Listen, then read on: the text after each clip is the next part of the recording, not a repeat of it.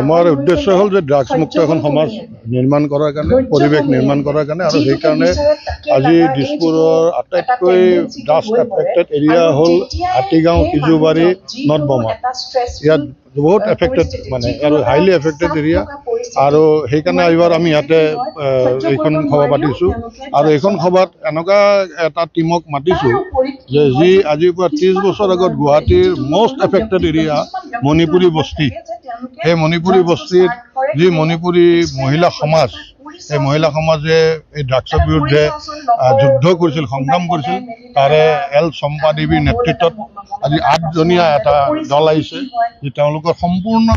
কেনেধৰণৰ এই ড্ৰাগছৰ বিৰুদ্ধে তেওঁলোকে যুদ্ধ কৰিছিল ব্যক্তিগতভাৱে তেওঁ ইতিমধ্যে ক'লে যে হাতত জোৰ লৈ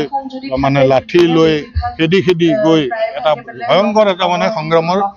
মূৰত আজি মণিপুৰী বস্তি একদম ড্ৰাগমুক্ত এটা হ'ল আমি যদি সকলোৱে চেষ্টা কৰোঁ নিশ্চিতভাৱে ড্ৰাগছ মুক্ত এখন সমাজ গঢ়িব পাৰিম আৰু আমাৰ বিশেষভাৱে লক্ষ্য হ'ল যে যিসকল ড্ৰাগছ আসক্ত হৈছে সেইসকলৰটো কাৰণে NGOs বহুতে কাম কৰি আছে বা সাইকোলজিষ্ট আছে সাইকেট্ৰিক্স আছে বহুত ৰিহেব চেণ্টাৰ আছে তাত তেওঁলোকৰ ট্ৰিটমেণ্ট হয় কিন্তু আমাৰ উদ্দেশ্য আমাৰ লক্ষ্য হ'ল যিসকলে এতিয়ালৈকে কেতিয়াও ড্ৰাগছৰ আসক্ত হোৱা নাই কিন্তু ড্ৰাগছ কি বস্তু নাজানে যিকোনো মুহূৰ্তত যেতিয়া তেতিয়াই ড্ৰাগছ আসক্তৰ দ্বাৰা তেওঁলোকে আকৌ আসক্ত হ'ব পাৰে কিন্তু তাৰ বাবে যদি সজাগতা থাকে পৰিয়ালৰ মুৰব্বী হিচাপে ককায়েক মাক বাপেক সেইসকলে আৰু তাৰপিছত যদি সন্তানৰ ওপৰত যদি লক্ষ্য ৰাখে যে এনেকুৱা ধৰণৰ চিমটমছ আহিছে নেকি সেই চিমটমছবিলাকৰ বিষয়ে আমি লিফলেট বনাইছোঁ আমি লাখ লাখ লিফলেট বিলাম যে নাকৰ পৰা পানী ওলাইছে নেকি তেওঁ আইচোলেটেড হৈ থাকিব বিচাৰে নেকি আজিকালি মনৰ খুব ফ্লাকচুৱেটৰ মনটো ঘপকৈ খং কৰে ঘপকৈ ঠাণ্ডা হয় এনেধৰণৰ বিভিন্ন কিছুমান চিমটম আছে যি চিমটমবিলাক যদি আমাৰ ল'ৰা ছোৱালীৰ গাত লক্ষণ হিচাপে দেখাৰ লগে লগে আমি যদি সন্দেহ কৰোঁ তেতিয়া আমি সেই ল'ৰা ছোৱালীখিনিক ৰক্ষা কৰিব পাৰিম আৰু সেইকাৰণে আমি এই সজাগতা আমি আৰম্ভ ইতিমধ্যে কৰিছোঁ আৰু এইখন আমাৰ দ্বিতীয়খন আৰু আমি বিৰাট অঞ্চলবিলাক আমি বাছি লৈছোঁ সেই অঞ্চলে প্ৰথম অৱস্থা এনেকুৱা ডাঙৰ সভা কৰিম ইয়াৰ পিছত আমি আমাৰ সৰু সভাবিলাক কৰিম আৰু ইয়াত আমি আৰু এটা ভাল খবৰ আজি দিব পাৰোঁ যে একেবাৰে নতুনকৈ ইয়াত সংগঠিত হৈছে এটা মহিলা 200গৰাকী মহিলা নাম দিছে তেওঁলোকে সিজুবাৰী বীৰংগনা মহিলা কমিটি সেই তেওঁলোকৰ গোটেই টীমটো ইয়াত আছে তাৰমানে আৰু তেওঁলোকে মাৰ বান্ধি ওলাই আহিছে আৰু সেই টীমটোৰ লগত মণিপুৰী বস্তিৰ সেই টীমটোক যদি অভিজ্ঞতাখিনি আমি সংযোগ লগাই কৰাই দিব পাৰোঁ তেতিয়াহ'লে আমাৰ এই লক্ষ্য উপনীত হ'বৰ কাৰণে সহজ হ'ব আৰু সেই লক্ষ্যৰে আমি কাম কৰি আছোঁ আচলতে এই সভা আমি অনুষ্ঠিত কৰা নাই আমাক ইয়ালৈ মাতি অনা হৈছে এইটো যিটো ড্ৰাগছ মুক্ত তেনেকুৱা এটা তেওঁলোকে মিটিং এখন পাতিছে তাতে মণিপুৰী বস্তি মেৰা প্ৰাইভেট উমেন্স এছ'চিয়েশ্যন আগৰ পৰা 1998ৰ পৰা আমি কৰি আহিছোঁ এইটো আমাৰ বহুত কষ্ট কৰি আমাৰ মণিপুৰী বস্তিত এসময়ত এটা ৰিক্সাৱালা পৰ্যন্ত আহিবলৈ অসুবিধা পাইছিলে আৰু দিনতে অসুবিধা পাইছে ৰাতিটো বাদেই আৰু যিকোনো মানুহ মণিপুৰী বস্তিত সোমাবলৈ এসময় 1998ৰ আগৰ কাহিনী কৈছোঁ তাৰ মাজতো হৈছিলে তেনেকুৱা অৱস্থা কি কাৰণে হৈছিলে যে ড্ৰাগ এডিক্ট বহুত আছিলে তাতে ড্ৰাগ এডিকশ্যন ল'ৰা ছোৱালীবিলাক আছিলে তেতিয়া হঠাতে আমাৰ মহিলাসকলৰ এটা বিমূৰত পৰি গ'ল কি কৰা যায় ড্ৰাগ এডিকশ্যন ল'ৰাবিলাককতো এনেইতো ধৰি আনি পেলাই তাক মাৰি পিটি পেলাইতো তাক ভাল কৰিব ভাললৈ লৈ আনিব নোৱাৰি তেতিয়া হঠাৎ আমাৰ মণিপুৰী বস্তিত ফোন এটা আহিল যে এনেকুৱা মণিপুৰী বস্তিৰ বিষয়ে অলপ বেয়া কথা কোৱাৰ সেই সময়ত কোৱাৰ কাৰণে তেওঁলোকৰ অন্তৰটো লাগি গ'ল আমাৰ দুগৰাকী মহিলা আছে তেওঁলোকৰ নাম KH ৰাধা দেৱী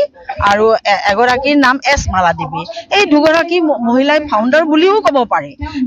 এই দুগৰাকী মহিলাই সকলো মণিপুৰী বস্তিৰ আইসকলক মণিপুৰী বস্তিৰ যিবিলাক ডাঙৰ মুখীয়া থাকে তেওঁলোককো মাতি পেলাই আৰু অইন মহিলাবিলাককো মাতি পেলাই এই আমাৰ মণিপুৰী বস্তি মেৰা প্ৰাইভেট উমেন্স এছ'চিয়েশ্যন গঠন কৰিছিলে 1998ত সেই তেতিয়াৰ পৰাই আমি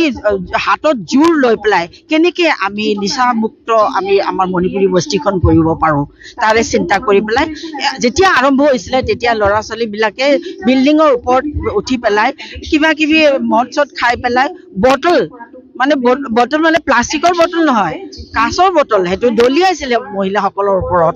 আমি তেওঁলোকৰ পিছে পিছে খেদি গৈছিলোঁ, তেনেকে মাৰি ধৰি কেতিয়াবা মৰমেৰে তেনেকে কৰি 24টা ল'ৰা আমি তেওঁলোকক ধৰিলোঁ। তেওঁলোকৰ অভিভাৱকবিলাকক আমি গোটালোঁ। তেওঁলোকৰ অভিভাৱকবিলাকেও মানি লৈছে যে আমি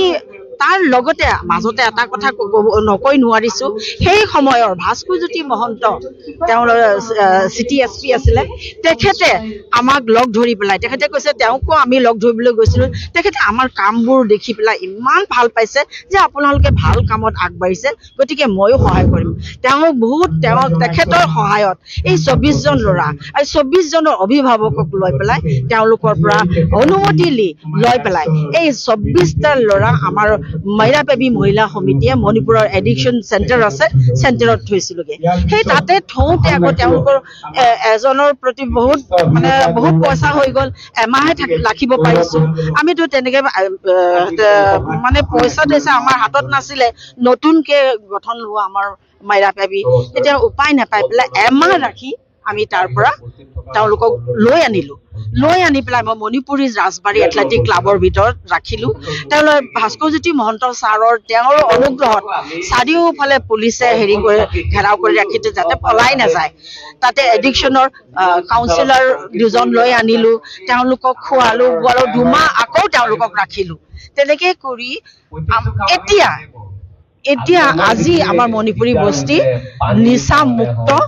মণিপুৰী বস্তি বুলি ক'ব পাৰি। গতিকে আমি নিজকে ধন্য মানিছোঁ। আমি আমাৰ ভাস্কৰজ্যোতি মহন্ত ছাৰকো ধন্যবাদ। আজিও তেখেতে কোৱাৰ কাৰণে আমাৰ মণিপুৰী বস্তিৰ মহিলাসকল আহিছে। Stay informed, stay ahead. News NE 365